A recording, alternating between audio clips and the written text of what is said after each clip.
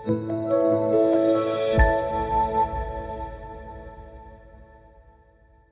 paz do Senhor, os irmãos que estão aqui na técnica, mas que estão adorando também ao Senhor, os que estão em serviço aqui na igreja e representando todos quantos estão nos seus lares, os que estão em serviço aqui, cuidando da transmissão, procurando ajudar de alguma maneira. Quero também a todos os irmãos que estão em casa, que a graça e a paz do nosso Senhor e Salvador Jesus Cristo possa estar sobre a sua casa agora, possa estar sobre a sua vida hoje. É com muita alegria que eu estou aqui e também com muita saudade de ver a igreja como sempre a gente acostumou a ver. É muito prazeroso isso. De repente você que está aí do outro lado com essa saudade, pode ser que agora você esteja aí com o sentimento na alma, de repente está caindo até uma lágrima do seu rosto por não poder estar aqui nessa noite, mas eu quero te dar uma palavra de Deus para você hoje. Em breve você vai estar aqui. E essa breve e momentânea dificuldade que não te permite estar aqui vai fortalecer você que está fraco. Aí você vai dizer: Senhor, alegrei-me com os que me disseram, vamos à casa do Senhor. Aí você vai de repente lembrar do tempo que você não ia à igreja porque não queria, mas que você agora vai dar um valor sobrenatural, poder sentar nessa cadeira vermelha ou naquela cadeira de plástico branca, a igreja cheia. Esse dia vai chegar, meu irmão, você que está aí me vendo. Essa hora vai chegar e nós vamos se alegrar e vamos glorificar o nome do Senhor junto. Isso vai passar. Amém? Louvado seja o nome do Senhor. Abra sua Bíblia, por favor. Quero recitar com você um texto tão conhecido, mas que Deus no meu coração falou de uma maneira muito especial hoje. Tratou comigo ali no banco e eu quero compartilhar com você um pouquinho. Abra sua Bíblia na carta de Paulo aos Romanos. Você crê que Deus pode fazer diferente hoje? Pode dizer em casa: eu creio, pastor. Abra sua Bíblia aí na epístola do apóstolo Paulo aos Romanos. Epístola e carta são sinônimos, porém carta é escrito ou enviado de cunho mais pessoal, como por exemplo Paulo escreveu a Timóteo, ou a Tiago, ou a Tito.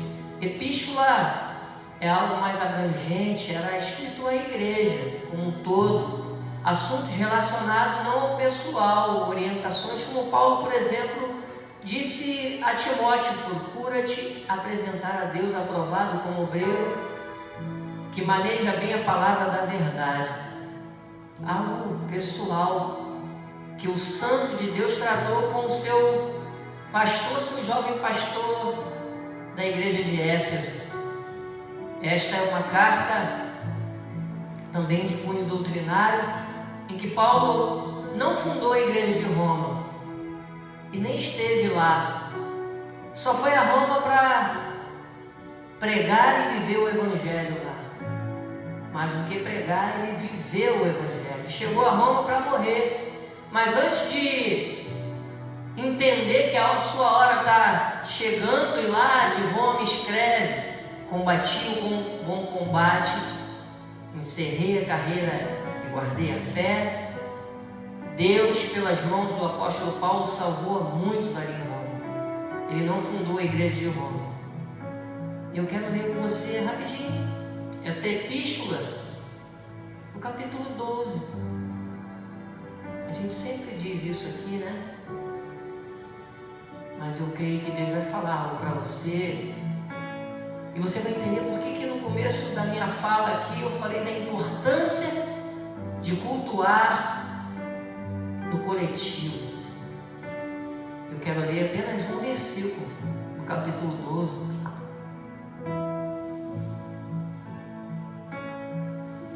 E eu não quero nem falar da parte A, onde Paulo diz: pelo amor de Deus. Paulo faz um clamor à igreja de Roma.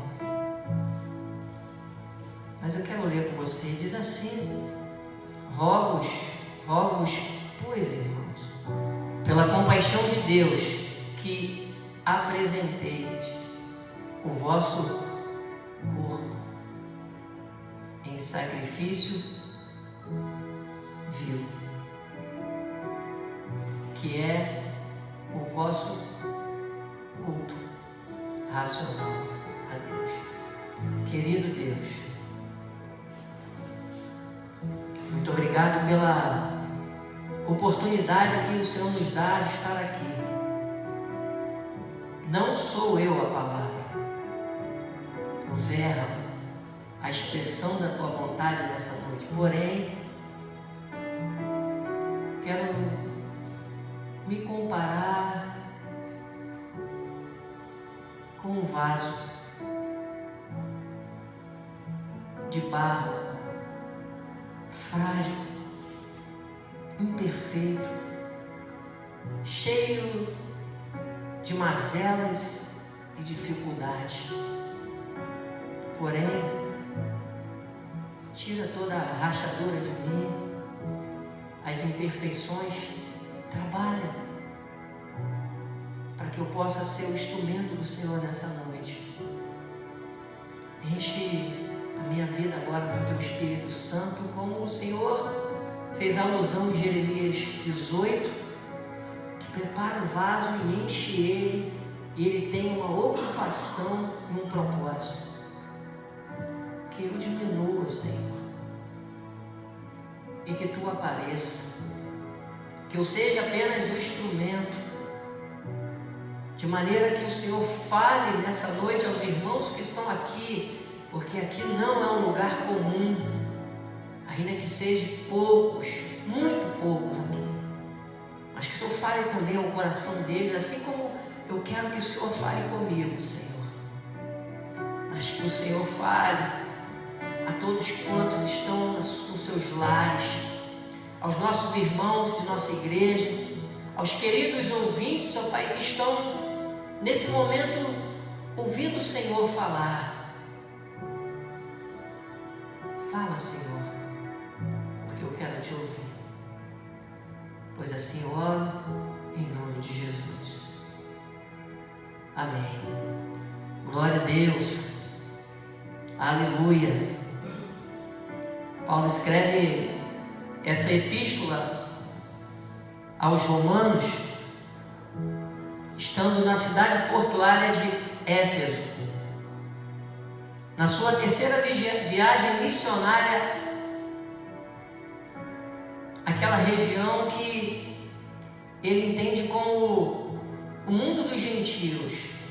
Paulo foi direcionado não a estar em Jerusalém, assim como os discípulos, os 12. Paulo foi levantado pelo Senhor não para ficar na cidade de Jerusalém, não que não se fosse necessário, mas Deus levantou Pedro e os outros para que ali pudesse pregar o Evangelho e salvar não somente os judeus, mas a todos quantos estavam aqui, ali naquela importante cidade, a cidade de Jerusalém. Mas Paulo foi levantado e ele é conhecido como o apóstolo dos gentios. E na sua terceira viagem missionária, estando na cidade de Éfeso, Paulo prega o Evangelho ali e muitos se convertem. Muitos reconhecem a Jesus, o Rei dos Judeus, como Senhor e Filho de Deus e Salvador. Não somente alguém que iria vir ao mundo e tirar alguém do buraco, mas alguém que viesse ao mundo amando de Deus, sendo Deus, e dar a salvação não de um território, não livramento apenas de uma área, de um reino, mas livrar a alma do ser humano do inferno. Paulo ali ganha muitos, e o Senhor, através das mãos de Paulo, salva milhares de pessoas. Paulo então entende que ali já era feita a obra, as cidades estavam fortificadas, as igrejas estavam postadas com obreiros basilados na palavra, doutrinados no Evangelho, firmados. Pastores estavam ali por Paulo representados, pregando o Evangelho, e muitos sendo salvos. E Paulo então percebe que ali não se fazia mais necessário ele estar ali. E ele coloca os seus olhos ao norte, do outro lado do mundo antigo, a saber, a Espanha. Paulo ainda não tinha pisado em Roma, não fundou a igreja de Roma, mas Paulo precisava da igreja de Roma, porque Paulo queria ir para a Espanha. Por quê? O olhar de Paulo era almas. Paulo não se prendia a lugares, Paulo se prendia a pessoas. Paulo se unia aos seus propósitos, que era pregar o Evangelho. E Paulo precisava da igreja de Roma. Na igreja de Roma havia muitos judeus que acreditavam que bastava seguir a lei de Moisés para receber a salvação, que era apenas a guarda da lei mosaica, eles receberiam o galardão eterno, a vida eterna. Só que a Bíblia diz para nós que Jesus é o caminho. Ele diz: eu sou o caminho. E foi através do sacrifício de Jesus na cruz do Calvário que a humanidade pôde e pode herdar a vida eterna. Guardar a lei mosaica não era bastante, e a igreja ali convertida achava que apenas guardando a lei de Moisés receberiam a vida eterna. Paulo então escreve porque precisava passar por Roma e precisava da ajuda financeira de Roma para chegar ao norte, à Espanha.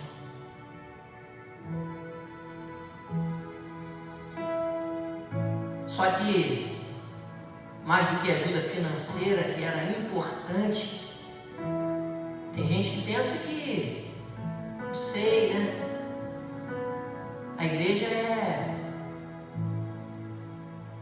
paga as suas contas e Deus do céu vai descer: fulano de tal, meu servo, meu ungido, meu anjo, toma aqui que tudo vai acontecer. Não. Deus usa os próprios homens que são compromissados com a pregação do Evangelho. Paulo era fazedor de tendas, não era um pastor fixo, era missionário. Paulo precisava de recursos financeiros para chegar ao norte, para conseguir chegar à Espanha, para ali começar um trabalho evangelístico, pregar o Evangelho, anunciar a Jesus, porque a Espanha era um país de múltiplos deuses. Paulo então escreve, mas quando Paulo percebe que a igreja de Roma, ela precisava ouvi-lo e a sua necessidade não para proveito próprio, para que ele pudesse ter dinheiro, não. O recolhimento das ofertas que Paulo pediria era para o evangelismo, para missões. Só que Paulo percebe que primeiro precisava acertar que ali estava equivocado. Eu quero te contextualizar para você bem breve nessa noite. Então Paulo, ele gasta tempo, como diz o presbítero Júnior, eu me apaixonei por isso. A gente não perde tempo lendo a palavra, né, presbítero Júnior? A gente não perde tempo orando. A gente não perde tempo abençoando alguém. A gente gasta o tempo muito bem. Paulo então leva do capítulo 1 ao capítulo 12 explicando o que eu quero falar nessa noite. Que agora os judeus não precisavam mais oferecer nenhum tipo de sacrifício animal e nenhum derramamento de sangue para que eles pudessem ter os seus pecados perdoados e também receber a vida eterna. Paulo diz que a salvação, ela é de graça. A salvação, meu irmão, é de graça. Não há nada que você possa fazer para chegar ao céu, a não ser reconhecer a Jesus com o seu sacrifício na cruz do Calvário. Você não pode fazer nada. Nada que você faça. O teu dinheiro não pode comprar a vida eterna. Os teus bens não podem comprar a vida eterna. A sua inteligência não compra o céu. O céu, ele foi comprado com preço de sangue, e sangue carmesim, o sangue do próprio Deus na pessoa de Jesus. Paulo então ensina a igreja de Roma que a salvação não era pelo sacrifício de animais, a salvação não era mais pelo derramamento de animal, mas a salvação é de graça. Não há nada que você, meu querido, que me ouve nessa noite e que me vê também, possa fazer para chegar ao céu. Não existe ninguém bonzinho na terra. A salvação é através de reconhecer Jesus como Salvador e principalmente reconhecer Jesus como Senhor da sua vida. Que é isso, pastor Antônio? Senhor é aquele que direciona, que conduz, que eu agora servo, não mais mando, não direciono a minha vida, entreguei ela para Jesus. Eu achei maravilhoso uma vez o pastor Robson dizer isso, que um jovem, um adulto, não me lembro, uma vez disse que a vida dele não valia para nada. Ele disse: faz o seguinte, rapaz, sua vida não vale nada não, então dá ela para Jesus, porque Ele pode mudar a sua vida. A verdade é essa. A salvação não é pelos nossos atos, pela nossa bondade. A salvação vem através de Jesus. Ele é o Salvador. Paulo então gasta tempo explicando isso. Paulo gasta tempo falando que a salvação, a igreja de Roma, não era baseada no sacrifício de animais. Ela não é mais conduzida, o perdão dos pecados da igreja, por um sacrifício como na lei, no Antigo Testamento. No Antigo Testamento, um povo pecava, alguém da família pecava e o pastor da família, porque todo chefe de família é um pastor de um pequeno rebanho, ou seja, é responsável pela sua família. Eu sou responsável pela minha esposa e pelas minhas 2 filhas. Você, meu irmão, minha irmã, você que está me ouvindo, me vendo, você é responsável pela sua família. Quando alguém pecava no Antigo Testamento, se pegava dentro da sua condição um cabrito, uma ovelha, um animal limpo, sem mancha, sem nenhum tipo de quebradura nos ossos, e ali era apresentado ao altar do Senhor e os seus pecados eram perdoados. Paulo agora explica que a igreja de Roma não precisava mais disso. Agora, os seus pecados, meu irmão, minha irmã, você que nos visita nas redes sociais, os seus pecados podem ser perdoados. Basta você dobrar o seu joelho ou de pé ou deitado, levantar a sua mão ou não e dizer: Senhor, perdoa os meus pecados, escreve meu nome no livro da vida, e o Senhor é aquele que enviou o seu Filho, vai perdoar você, e o seu nome será escrito no livro da vida.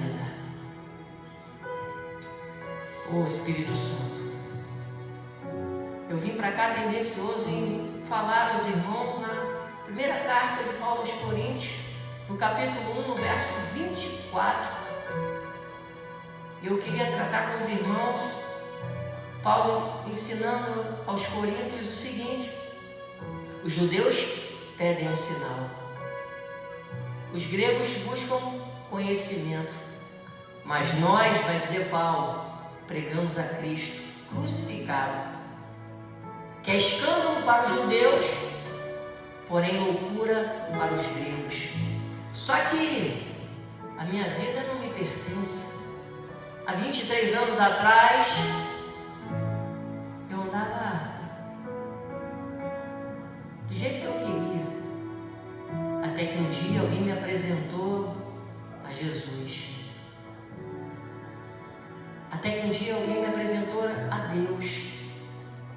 E o Deus que eu conhecia era muito diferente do Deus que eu aprendi a conviver e a me relacionar. O Deus que eu conhecia era um Deus de regras, um Deus que castigava. Pode ser que você esteja me ouvindo nessa noite pensando assim: eu não quero andar ou ir para a igreja, andar com os crentes, porque o Deus que é dos crentes é um Deus cheio de regras, que não pode beber, não pode fumar, não pode fazer nada. É um Deus de prisão. Não, meu irmão. Eu encontrei a salvação e a liberdade quando eu reconheci a Jesus como Salvador. E eu pensava que os crentes e o Deus da minha mãe era assim. E eu quis viver a minha liberdade. Até que um dia um jovenzinho me chamou para ir na igreja, e eu cheguei na igreja simples, de poucos lugares. Aí Jesus me apresentou um Deus diferente. Eu aprendi que Deus é bom, longânimo, perdoador. Eu aprendi que o Deus que Jesus estava me apresentando era um Deus amoroso, um Deus que gostava de mim, um Deus que me perdoou, um Deus que não olhou para a minha condição naquele momento, porque Deus é um Deus diferente do que eu pensava. Deus não olhou do jeito que eu era e do jeito que eu estava. Deus me olhou do jeito que eu seria, pregando a palavra, anunciando o Evangelho. E esse Deus é maravilhoso. E eu só estou aqui nessa noite porque Deus é misericordioso. E eu quero te dizer, Ele quer salvar a sua vida também.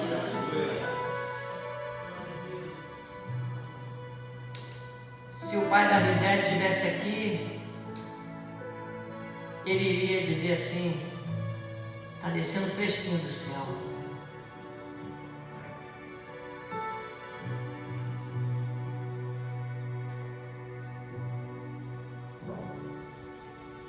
Amém?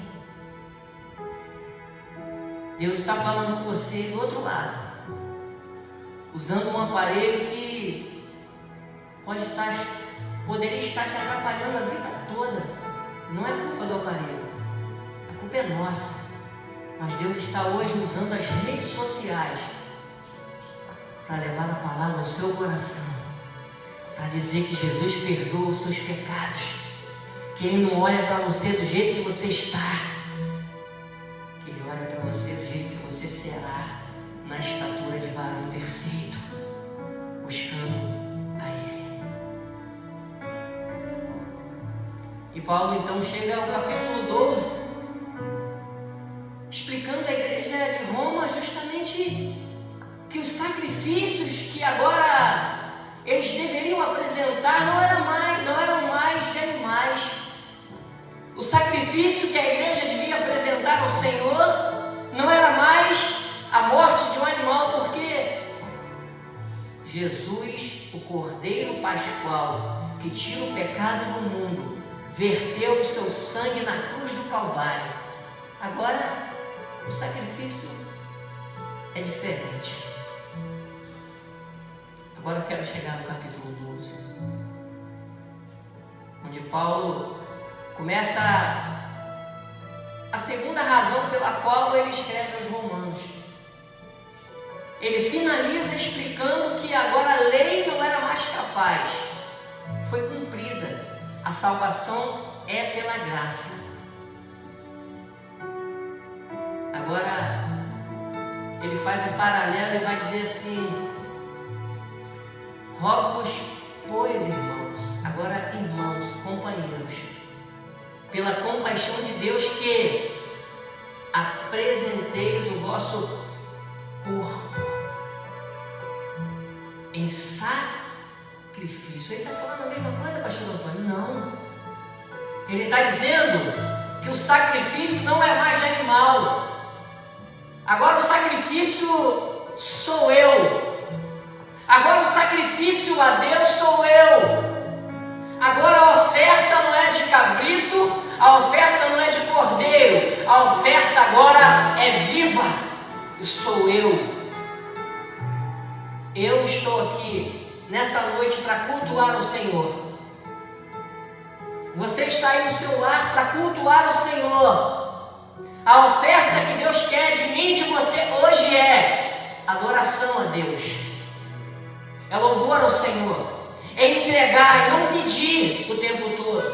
Eu vim oferecer, eu que dou, eu que ofereço. O culto não é para mim, o culto não tem que estar à minha volta para me agradar, não. O culto é para que eu agrade ao Senhor e entregue o meu louvor e a minha adoração. O Lucas está com uma camisa com teclado. O Lucas respira música. Eu não conheço o seu dia a dia, mas eu imagino que ele deve acordar cedo, botar um fone no ouvido e no carro ouvindo música. Na sua casa ele deve, respirar música. Eu percebo que ele tem um monte de baqueta, eu não sei o nome, um monte de coisa, uma parafernália de coisa para tocar.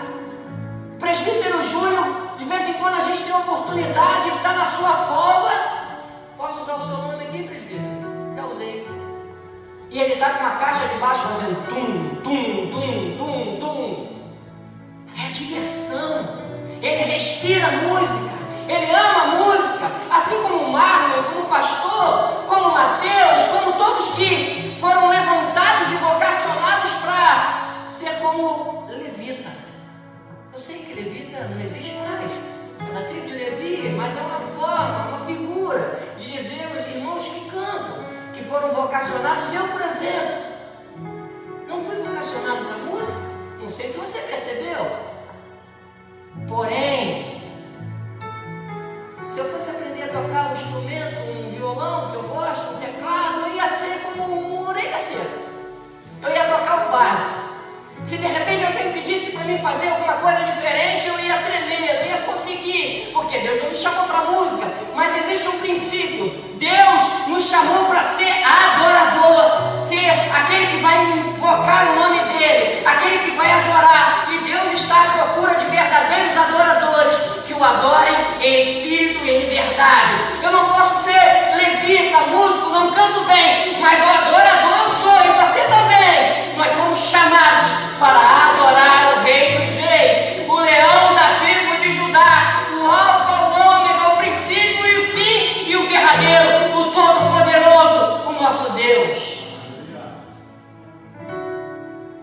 Ele apresentar ao Senhor. Você que está em casa, quero parafrasear o que Paulo disse, pelo amor de Deus, irmãos que estão aí. Apresente ao Senhor, não mais animais, não coisas mortas, coisas que Deus abomina. Não apresente uma adoração fria, interesseira, que está atrás de coisas, que vem para a igreja através de bênção, para a bênção. Não apresente ao Senhor uma adoração mecânica. Deus, Ele não quer. Deus está à procura de pessoas que entreguem a Ele um louvor sincero, uma adoração sincera que agrada ao Senhor. Você está entendendo? Culto não é para nos agradar. Culto é para agradar ao Senhor. Culto não é eu vim receber. Acontece. Mas primeiro eu preciso entender o princípio. Culto é para eu entregar. Eu sou o sacrifício. Eu sou a oferta. Eu vim aqui para adorar o Senhor e as bênçãos vão te seguir.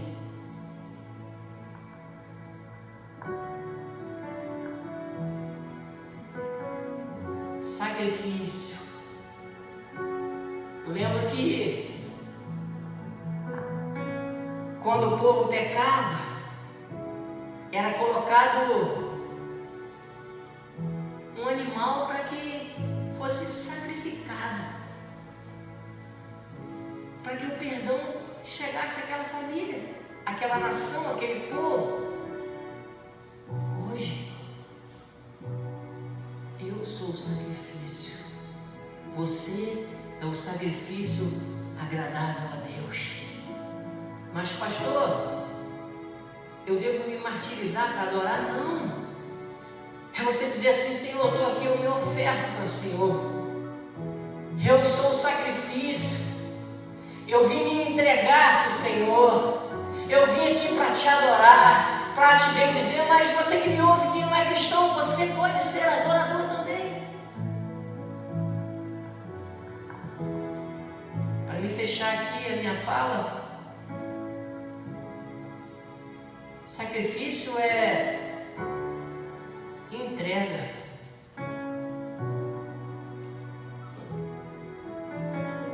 O que você vai entregar nessa noite? O que você que está do outro lado, posso dizer da telinha? Sim, telinha. O que você está entregando para o Senhor hoje? O que você vem entregar para Ele nesse culto online? Eu vim entregar a minha insatisfação com a situação atual. Eu vim entregar aqui os meus problemas ao Senhor. Eu vim entregar a Ele aqui as minhas dificuldades, sim. Mas entregue ao Senhor o que você tem de melhor nessa noite, que é um culto racional.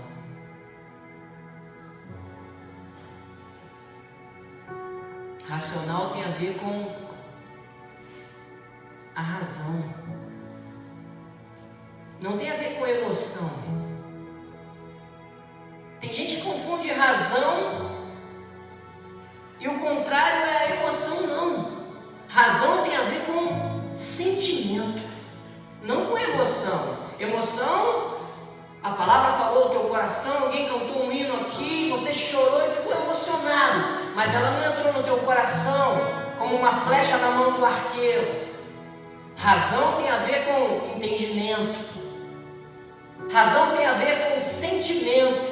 E a palavra está entrando no teu coração, está brotando sentimento, está nascendo sentimento. Culto racional, culto da alma.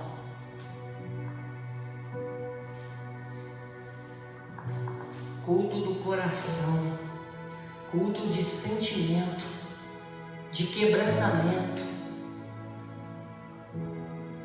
Paulo está dizendo assim: pelo amor de Deus, irmãos da igreja de Roma, apresenteis o vosso culto, o seu sacrifício, a sua adoração, não de uma maneira morta, mecânica, momentânea, não. Apresente o seu culto de maneira racional, com sentimento, com adoração sincera, com coração quebrantado, contrito diante do Senhor. Sabe para quê? Fazendo isso, meu irmão e minha irmã. Pastor, pode vir para cá se o senhor quiser, pastor, já estou terminando. Eu tenho mais um minuto?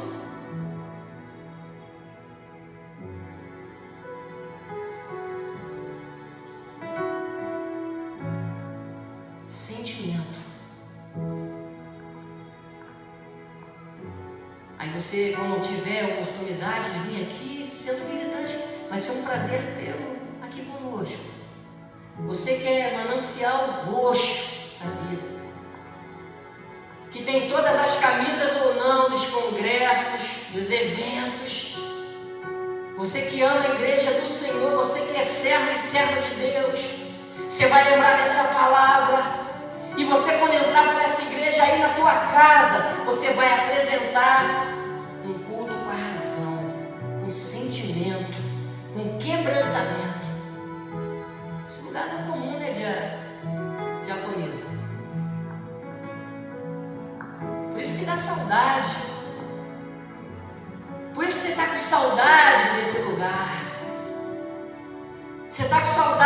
vai chegar a hora que você vai juntar todo mundo aqui e você vai glorificar ao Senhor com sentimento, com razão, com alegria, com júbilo, com adoração.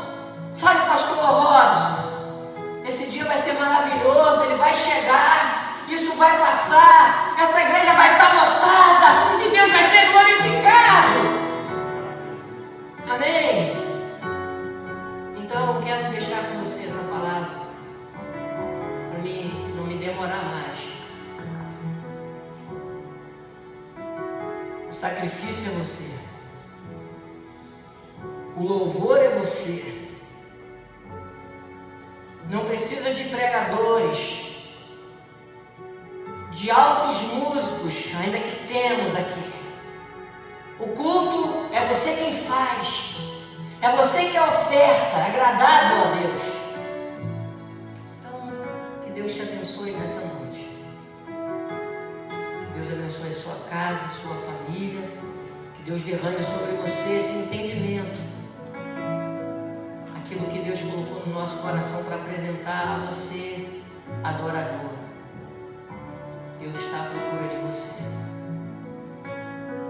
Deus está com saudade de você. Eu não posso dizer isso porque isso é pequeno para Deus, mas é pequeno, é só uma maneira de você entender. Deus não vê a hora desse dia chegar. Mas isso tudo está acontecendo para o seu coração encher de uma chama viva do Espírito Santo. Sabe? Para você quando entrar aqui, você falar, poxa vida, eu não podia viver sem isso aqui. Porque os bancos é a igreja que é bonita? Não, é a comunhão da igreja. Aí você vai entrar por aquelas portas de maneira bonita. Você vai dar um abraço no teu irmão. Você vai correr para o seu lugar. E você vai glorificar o nome do Senhor.